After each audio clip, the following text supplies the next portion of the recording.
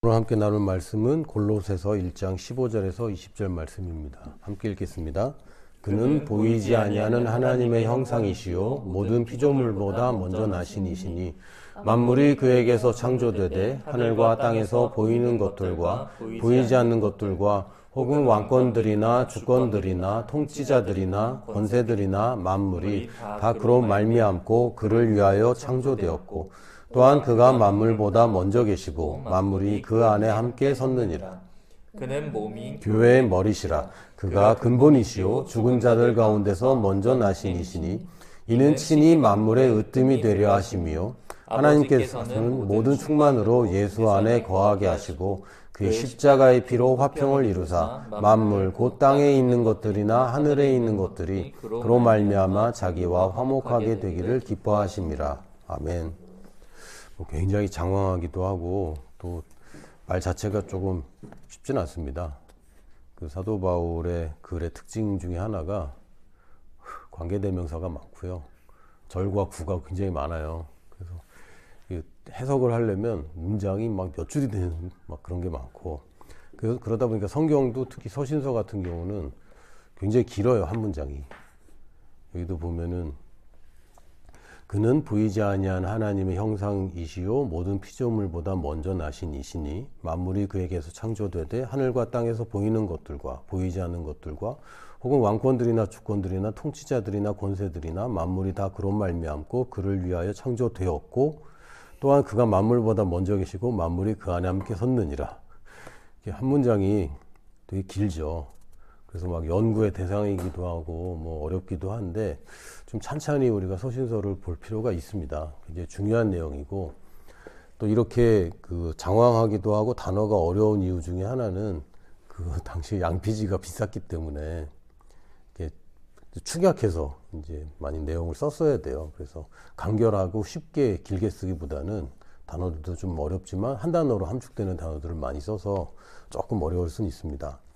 오늘 골로새서 1장 15절에서 20절 말씀은 예수 그리스도를 이제 설명하는 구절들입니다. 뭐라고 그랬냐면 만물이 그에게서 창조되었다. 그래서 예수라는 사람을 통해서 창조된 건 아닙니다. 그러나 그리스도가 로고스로 계실 때 이미 창조될 때 하나님이 천지를 창조할 때 내키는 대로 그냥 어떻게든 되겠지라고 그냥 하신 것이 아니라 그 아주 놀라운 계획을 가지고 그 조직적이고 또 논리적인 그런 원칙에 따라서 만물이 창조되었습니다. 저는 저희 아이들 볼 때마다 신기하고 또 이제 우리 교회에도 새로운 생명이 탄생할 텐데 너무너무 신기한 게 세포 두 개가 만난 거거든요. 특히 남자에게서 오는 세포는 그 거의 없어요. 거의 없고 정보만 있어요. 마치 그냥 데이터만 전수해주는 정도로 굉장히 미미하죠. 근데 그 데이터의 양이 뭐 하드디스크만 하지도 않고 조그만 메모리보다도 훨씬 작고 사실 눈에도 안 보일 정도로 아주 작은 데이터인데 우리 인체를 구성하는 모든 데이터가 거기 다 담겨 있는 거죠. 우리 머리카락 색깔, 사실은 머리카락 수까지 결정하는 데이터가 다 거기 담겨 있어서 이게 저는 아무리 생각해도 이게 그냥 저절로 이렇게 진화됐다고? 그러기 굉장히 어려울 것이다. 매우 어려울 것인데 과학자들은 매우 어려운 걸 자꾸 추구하는구나. 그러니까 하나님이 만들었다 그러면 제일 쉽거든요. 그래서 가장 간단한 답이 있는데 하나님을 부인하다 보니까 이 진화를 자꾸 얘기하는데 뭐 진화라는 것이 제 개인적으로는 하나님이 만약에 진화를 계획하셨다면 진짜 정말 더 대단하다. 왜냐하면 하나님이 그냥 세포 하나만 딱 만들으셨는데 그게 진화해서 인간까지 진화하게 프로그래밍을 하셨다라면 스스로 이거는 발전하는 프로그램 아닙니까? 인공지능을 뛰어넘는 대단한 뭔가를 만드신 건데 각 종류별로 만드셨어도 대단하지만 하나만 만들었는데 종류별로 다 분화해서 진화하게 하나님이 시작하셨다면 그거는 더 대단하다라고 저는 믿습니다. 근데 이 모든 이 창조의 섭리가 그리스도 안에 있었고 그리스도로 말미암았다라고 얘기합니다. 그러니까 우리가 크리스마스나 뭐 부활절이나 대부분 이제 인간이 되신 예수님에 집중을 하기도 하지만 사실 이 예수님이 인간이 되셨을 뿐이지 그 전에는 뭐 어마어마한 분인 거죠. 사람이 아닌 수준의 신이라는 존재, 그 소문자 God가 아니라 대문자 가신 이 하나님이 인간이 되셨을 뿐이지 모든 만물은 예수 그리스도로 비롯되었고 그로 인하여 창조되었습니다.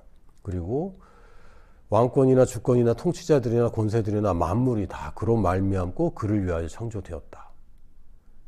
우리는 좀 이해가 좀 안 될 때가 있어요.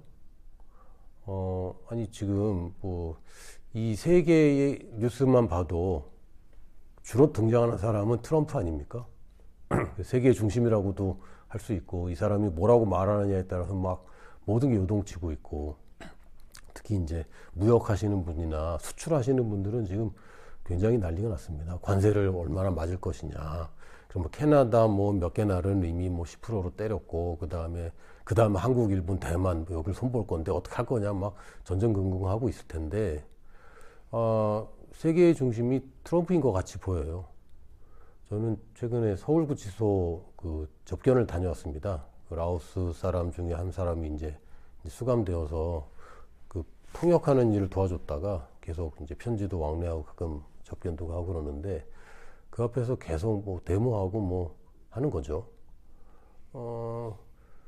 근데 좀 속상한 게 거기서 누구들하고 저걸 자꾸 할까. 지금 수감되어 있는 대통령을 구해내자 뭐 자꾸 얘기하는데 그거 들어야 될 사람은 구치소에 있지는 않거든요.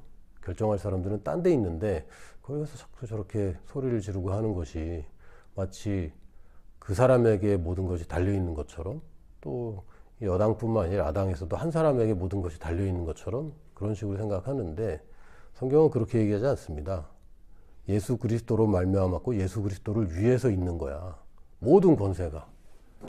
대통령이든 뭐 왕이든 야당 대표든 여당 대표든 할 것 없이 이것들이 다 원래 하나님, 다시 얘기하면 더 정확하게 하면 예수 그리스도를 위해 창조되었다고 얘기합니다. 근데 이게 제대로 안 돌아가고 있을 뿐이지 창조된 것은 맞고 그가 만물보다 먼저 계시고 만물이 그 안에 함께 섰느니라. 그러니까 만물보다 먼저 계실 뿐만 아니라 만물을 다 품고 계시는 분이죠. 그는 몸인 교회의 머리시라. 그런데 중요한 것은 그분이 교회를 통해서 이 세상을 통치하는 것입니다. 뭐 여러 가지 그 다양한 의견들이 있을 수 있겠지만 그냥 간략하게 말씀드리면 세상을 통치하는 것은 국가 정부가 아닙니다.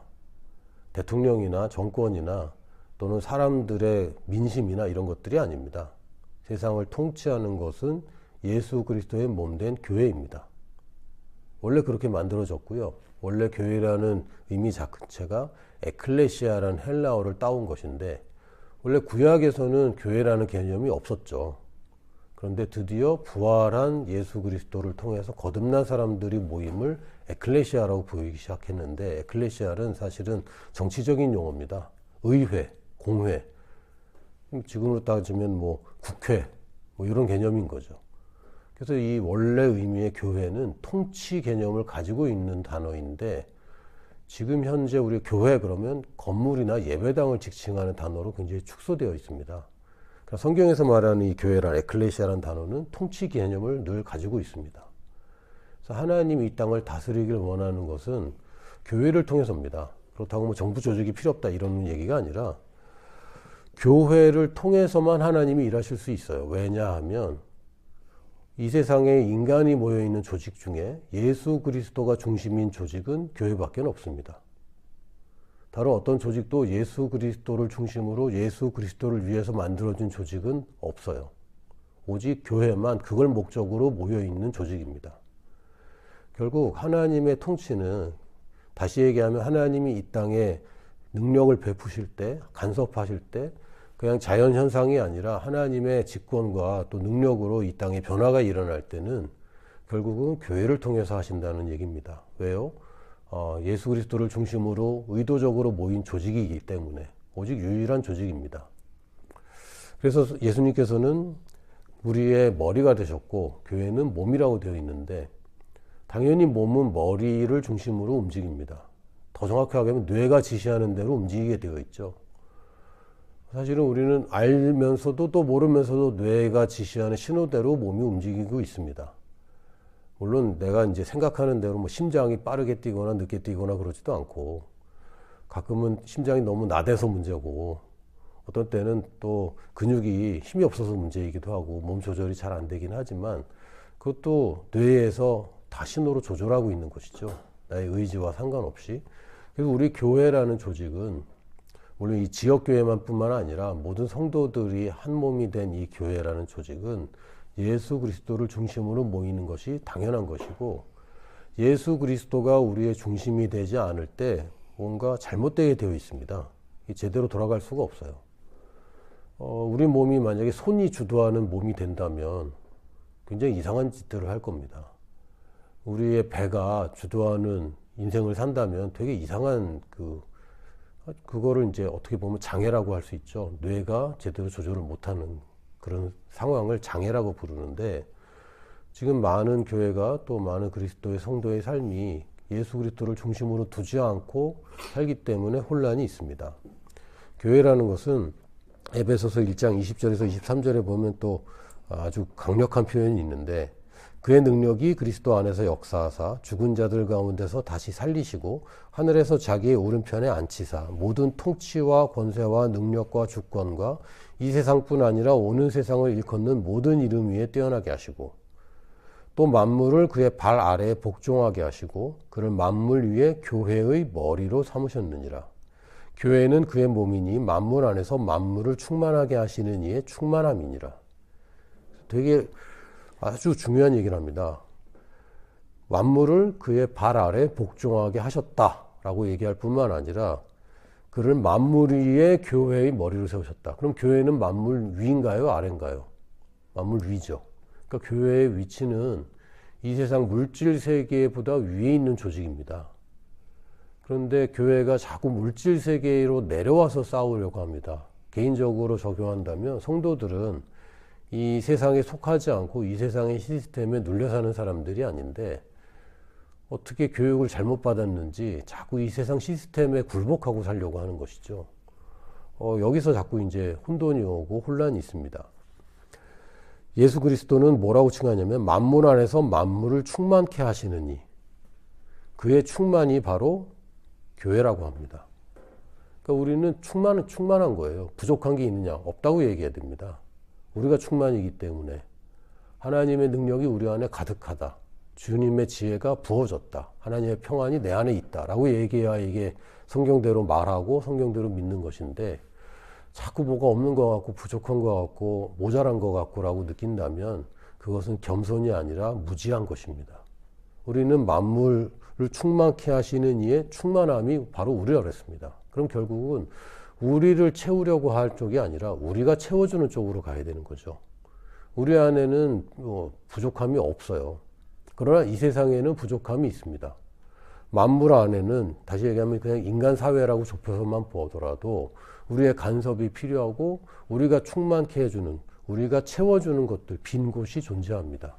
그것이 우리의 역할인데, 그러니까 예수 그리스도를 중심으로 내가 충만케 된 내가 다른 곳에 그 필요를 채워주는 것, 이게 우리의 목적인데, 어떻게 해서든 크리스찬들도 자꾸 자기의 부족한 것을 인지하고 그것을 채우려고 세상에서 아둥바둥하고 있다면 우리는 지금 교회라는 조직을 제대로 이해하는 것이 아닙니다. 좀 전에도 말씀드렸지만 뉴스의 중심이 세계의 중심이 아니에요. 그가 많은 권력을 가졌다고 생각하지만 그렇지 않습니다. 이 세계를 통치하시는 분은 예수 그리스도고, 그 이름을 사용하게 된 우리들이야말로 이 땅의 최고 권력자들입니다. 교회와 성도들이야말로 이 세상의 최고 권력자들입니다. 이 세상에서는 민주주의라고 하는 것이 국민에게 모든 권력이 있다라고 표현하고 있지만 사실은 그렇지 않잖아요.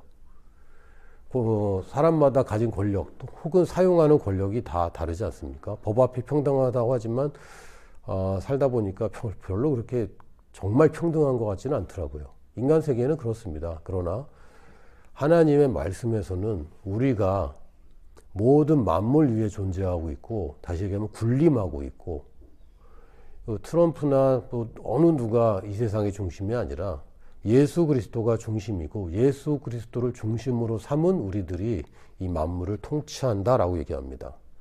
교회라는 것 자체가 예수를 그리스도를 중심으로 해야 돼, 예수님을 높여야 돼, 이런 조직이 아닙니다. 이건 전제 조건이에요. 예수님을 중심으로 조직한 것이 교회이기 때문에 예배를 안 한다, 이건 말이 안 되는 거죠. 그래서 교회라는 조직은 예배를 빼놓을 수가 없는 것이고 하나님의 말씀이라는 이 원칙과 벗어날 수 없는 것이고 이 구성원들 각자의 삶도 예수님의 중심에서 벗어날 수 없게 원래부터 그렇게 만들어진 것입니다. 근데 원칙대로 가면은 문제가 없는데 자꾸 이제 딴 생각을 하거나 다른 가르침에 자꾸 귀를 기울이다 보면 이것도 해야 될 것 같고 저것도 해야 될 것 같고 내가 부족한 것 같고, 하나님이 부르셨다면 여러분은 이미 충만하다고 믿어도 됩니다. 그 부르심에 필요한 것들은 이미 채워졌다고 믿어도 됩니다. 물론 내 앞에 오지 않았더라도 하나님의 예비하심이 있기 때문에 여러분의 부르심을 이루기에 충분하게 여러분 준비될 수 있고 또 지금 현재로서는 충분히 준비가 되어 있기 때문에 부르신 것이죠. 착각하시면 안 됩니다. 하나님이 부르실 때 저는 못해요 라고 얘기하는 것은 그건 겸손이 아니라 엄청난 교만입니다. 하나님을 분노케 하는 거예요. 그 대표적인 예가 모세죠. 하나님이 모세를 준비시키느라고 얼마나 애를 썼습니까? 아주 드라마틱한 장면까지 만드셨잖아요. 이름을 모세라고 지으려고 진짜 물에서 건져지는 그런 아주 기적적인 일. 거기다가 유모까지 엄마로 다시. 아주 삥 돌아간 것 같지만 아주 최고의 가르침과 최고의 환경으로 모세를 키우셨고, 모세로 말미암아 큰 일을 하기를 원하셨는데 모세가 자기 마음대로 해버리고 때가 되지 않은데 자기가 해보려고 하다가 또 자기가 막 하려고 하다가 또 자기는 못한다고 했다가 이제 또 하나님께서 모세를 부르실 때 모세가 못한다고, 나는 못한다고, 말도 못하고 뭐도 못한다고. 그래서 하나님이 화를 내셨어요. 왜입니까? 그건 겸손이 아닙니다. 하나님을 잘 모르는 것이고, 하나님이 나를 부르신다면 일단 그 부르심에 응답할 준비는 이미 되어 있는 것입니다. 그리고 내가 그 응답할 준비가 안 되어 있다면 하나님이 부르실 일이 없어요. 그건 마치 어린애에게 자동차 키를 맡기는 것과 비슷하게 나를 망가뜨리는 거기 때문에 하나님이 결코 나를 부를 수 없습니다. 나에게 맡길 수도 없죠. 그래서 하나님이 뭔가를 맡기셨다면 나는 이걸 할 수 있는 거야 라고 믿는 것이지, 저는 못해요, 저는 부담스러워요, 이거는 잘못된 얘기입니다. 물론 저도 많이 겪었지만 교회에서 무리하게 이제 여러 시간을 굉장히 많이 쏟아야 되는 봉사라든지 직책을 맡길 때 이것이 하나님의 맡기신 것인가 아니면 목사님이 시키는 것인가 이제 헷갈릴 때도 있고 여러 가지 있겠지만, 그런 것들은 이제 우리가 분별이 필요한 거고요. 교회에서도 과도하게 성도들에게 봉사를 너무 맡기는 것은 그건 옳은 방향은 아닙니다. 왜냐하면 성도들은 교회에서 봉사하라고 있는 것이 아니라 세상에서 봉사하라고 있는 것입니다. 성경에 보면은 그 오중직임에 대해서 봉사의 일을 하며라고 되어 있는데, 이 봉사라는 서비스라는 것은 교회 안에서 목사님 섬기라는 얘기가 아닙니다. 세상에서 섬김을 하는 것이죠. 왜요? 교회는 충만합니까? 비어 있습니까? 교회는 이미 충만합니다. 성경에 따르면 만물을 충만케 하시는 충만이 교회라고 그랬는데, 교회가 충만하지 않다고 그러면 이거 성경을 부인하는 거죠. 그 교회는 충만합니다. 그러나 어디가 채워져야 됩니까? 세상이 채워져야 됩니다. 그래서 우리 성도들은 세상에서 빈 곳을 채우는 사람들이지, 교회의 빈 곳을 채우는 사람들은 물론 그것도 해야 됩니다만 그것은 성숙한 그리스도인들의 몫입니다. 물론 이제 어릴 때도 청소도 해야 되고 어릴 때도 적어도 숟가락 젓가락 놓고 하는 것부터 시작하긴 하겠지만, 봉사라는 교회 안에서의 봉사는 성숙한 그리스도인들이 부모의 마음으로 하는 것이고, 모든 성도들은 세상에서 섬기는 사람들입니다. 그게 그리스도가 이 세상을 다스리는 통치 방식입니다. 예수님은 누구에게도 군림하지 않으셨고요. 예수님은 누구 위에서 이래라 저래라 명령하지 않았습니다. 물론 제자들에게는 명령을 하셨습니다만 이 세상 사람들에게는 명령하지 않았습니다. 이 세상 사람들은 섬기셨죠. 세계를 다스리는 통치기구 하면은 유엔이냐, 슈퍼파워 아메리카냐, 그런 게 아니라 사실은 교회가 성도들의 모임과 성도들 한 사람 한 사람이 여러분의 세계를 다스리는 통치자들입니다. 예수 그리스도의 몸이 우리는 충만한 몸이라고 믿어야지, 예수 그리스도의 몸인데 뭔가 부족해. 그거는 머리가 잘못한 거죠. 우리는 그런 생각을 이제 버려야 됩니다. 교회라는 것은 이미 만물을 충만케 하는 충만이다. 저희 교회는 힘이 없어서요. 아닙니다. 그렇지 않습니다. 작은 교회는 작은 교회 나름대로의 역할이 있습니다.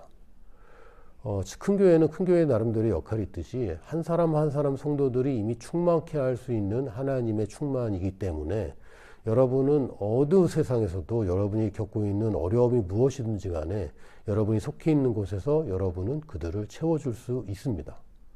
내 걸로 채워주려고 그러면 그거는 곤란하죠. 그러나 우리는 무엇입니까? 만물을 충만케 하시는 이, 예수 그리스도가 충만케 하십니다.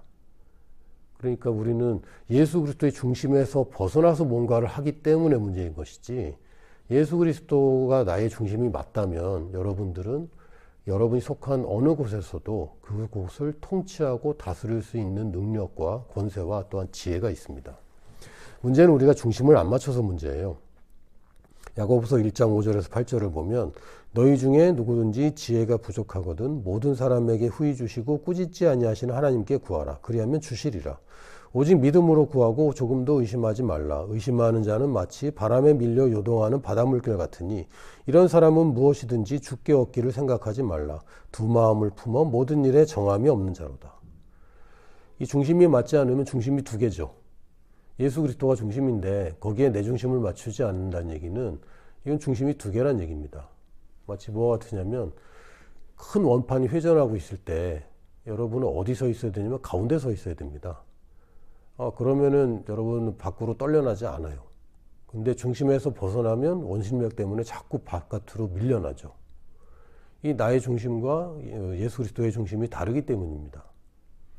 이 팽이도 보면 팽이의 끝에, 요즘 팽이치기 잘 안 해봤을 것 같은데 저희 때는 그 스마트폰도 없고 컴퓨터도 없어서 주로 하던 게 구슬치기, 딱지치기, 팽이치기, 다 치기네. 자치기, 다 치기들이구나. 특히 저는 팽이치기 되게 좋아했는데 중심이 뾰족하고 또 그 중심이 하나의 점으로 귀결될수록 이 팽이가 잘 돕니다. 근데 중심이 어긋났다 그럼 팽이가 막 요동치죠. 그리고 중심이 팽이 촉이 무뎌졌다 그러면 이제 중심이 여러 개가 돼버려요. 그래서 덜덜덜덜 합니다. 마찬가지로 우리가 예수 그리스도께 얼마나 집중하느냐, 혹은 예수 그리스도 중심으로 사느냐. 여러분의 취업이 중심이 아닙니다. 여러분의 재정이 중심이 아닙니다. 여러분의 수입이 늘어나는 게 중심이 아니고, 여러분이 투자한 주식이 여러분의 중심이 아니고, 심지어는 남편이나 아내가 여러분의 중심이 아닙니다. 자녀가 우리의 중심이 아닙니다. 중심은 오직 한 분입니다. 예수 그리스도. 그게 싫으면 싫어도 할 수 없는데 어떻게 하겠어요. 창조주가 그렇게 하셨는데 창조주 앞에서 무슨 말이 있습니까? 그냥 예수 그리스도가 중심입니다. 내가 원하든 원치 않든 창조할 때부터 그러셨기 때문에 예수 그리스도가 중심이라는 건 뭐 어떤 변명을 가져도 되고 뭐라고 얘기를 하든지 간에 그건 변하지 않습니다. 겸손은 뭡니까? 그분이 중심인 걸 인정하는 거죠. 세상 돌아가는 것이 예수님을 위해 창조되었다. 우리 회사도 예수님을 위해 창조된 회사이다. 아닌데요? 저희 대표님이 창립한 회사인데요? 아니에요. 모든 권세와 모든 것이 예수 그리스도를 위해 창조되었다고 되어 있습니다. 우리 학교는요? 아닌데요? 우리 학교 불교재단인데요? 아니에요. 모든 권세는, 모든 거기에 권리가 있고 뭐가 그 법이 있고 뭐 조직이 있다면 그것들은 다 예수 그리스도를 위해 창조된 것입니다. 창조된 대로 쓰이지 못할 뿐입니다. 그래서 이것을 바로잡는 것이 우리 교회와 우리 성도들의 역할입니다. 중심을 맞추지 않으면 중심이신 예수 그리스도는 아무 문제가 없어요. 그리고 하나님을 위해서 신앙생활하는 거 아니지 않습니까? 하나님 또 속상해 하시니까 내가 또 예배 빠지면 안 돼. 그런 거 아닙니다. 이기적으로 들릴지 모르지만 나를 위해서 하는 거지 하나님 위해서 하는 거 아니고요. 여러분이 세상을 채우는 거, 희생하는 것 같지만 여러분을 위해서 하는 겁니다. 왜요? 거기에 참 만족이 있고 보상이 있고 그렇게 예수 그리스도와 보조를 맞춰갈 때 수고하고 무거운 짐을 내가 벗을 수 있기 때문에 예수님과 멍에를 매는 것은 나에게 좋은 것이지 예수님께 뭐 제가 얼마나 큰 도움이 되겠어요. 별로 도움 안 될 것 같습니다. 예수님이 나한테 큰 도움이시죠. 중심을 맞추지 않으면 삶이 요동칩니다. 내 삶은 왜 이렇게 요동치는지 모르겠어요. 평안했다가 불안했다가 뭐 빈궁했다가 부유했다가. 물론 사도 바울은 나도 부함에도 처할 줄 알고 가난함에도 처할 줄 안다라고 얘기했지만 그런 게 아니라 내 인생이 왜 이렇게 요동칠까. 이거 해결하면 또 문제 있고 이 문제 해결하면 또 이렇고 좀 괜찮을만 하면 또 문제 터지고. 왜 그렇습니까? 우리의 중심이 예수 그리스도께 맞지 않기 때문입니다. 또 쓸모없는 부푼 해로운 존재가 돼버립니다. 이거 아주 끔찍한 얘기죠. 대표적인 예가 아까 모세 얘기했지만 이 광야에서 40년을 방황한 사람들, 이 사람들은 쓸모가 어디 있습니까? 그냥 다음 세대 자랄 때까지 자녀 양육하는 것 말고는 아무 쓸모없는 세대가 돼버렸어요. 그게 왜 그렇죠? 중심을 딴 데다 뒀기 때문에. 중심을 하나님께 둔 것이 아니라 안악자손들, 거인들에게 뒀거든요. 그래서 망했습니다. 그런데 그냥 쓸모없는 부품처럼 그냥 저거 어디다 쓰지? 이 정도가 아니라 해로운 존재가 됐어요. 왜요? 그 부모 세대가 살아있기 때문에 자녀들이 광야에서 같이 고생하는 거죠. 여러분, 자녀가 생기면 이제 굉장히 끔찍합니다. 내가 얘들한테 정말 필요한 존재여야 될 텐데 내가 해로운 존재가 되면 어떡하지? 굉장히 두렵죠. 근데 이 두려운 것들, 또 쓸모없을까봐 걱정하는 것들, 이런 것들이 해소되려면 우리가 중심을 바로 하는 수밖에 없습니다. 누가 누구에게 맞춰야 되겠습니까? 여전히 하나님을 나에게 맞추고 싶어 하는데 중심이라는 것은 그런 게 아니죠. 중심은 움직일 수 없는 것이고 내가 거기에 맞추는 겁니다. 그래서 이 두 사람의 왕이 극명하게 나오는 장면이 참 신기하게도 신약에서 이 설명을 합니다. 사도행전에 13장 21절에 22절에 보면 그 후에 그들이 왕을 구하거늘 하나님이 베냐민 지파 사람 기스의 아들 사울을 40년간 주셨다가 패하시고 다윗을 왕으로 세우시고 증언하여 이르시되 내가 이새의 아들 다윗을 만나니 내 마음에 맞는 사람이라 내 뜻을 다 이루리라 하시더니 기뻐하심이라. 그래서 마음이라는 게 하트고요. 하트라는 단어는 사실 뭐 번역이 굉장히 어렵습니다. 근데 심장, 마음 심자를 써서 심장이라고 번역을 하는데 그래서 저는 그 하트를 그냥 중심이라고 번역해도 참 좋겠다. 가장 중앙에 있는 심장 같은 것, 정수 또는 가장 중요한 것, 내 가장 깊은 것, 이거를 표현합니다. 근데 하나님이 뭐라 하셨냐면 다윗은 내 마음에 맞는 사람이다. 옛날 개역 한글판 내 마음에 합한 자다. 이렇게 표현을 했습니다. 이 중심이 맞다는 얘기죠. 근데 사울은요, 괜찮았어요. 근데 이 사람이 자꾸 변하는 거죠. 중심이 벗어나서 자기 중심에 하나님을 맞추려고 합니다. 예를 들면 제사를 지냈는데 내가 그냥 제사 지내는데 하나님 축복해 주면 안 되냐. 이제 이런 식이 돼버리는 거죠. 요거는 우리들이 정말 조심해야 됩니다.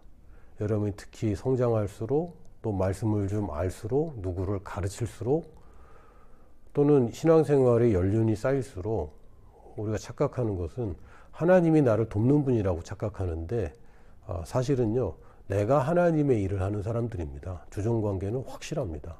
하나님이 나의 아버지시고 나를 돌보시는 분인 건 맞지만 그렇다고 나를 위해서 하나님이 존재하는 것은 분명히 아닙니다. 하나님의 존재는 이미 자리 잡으신 것이고 내가 거기에다 맞춰야 되는 것입니다.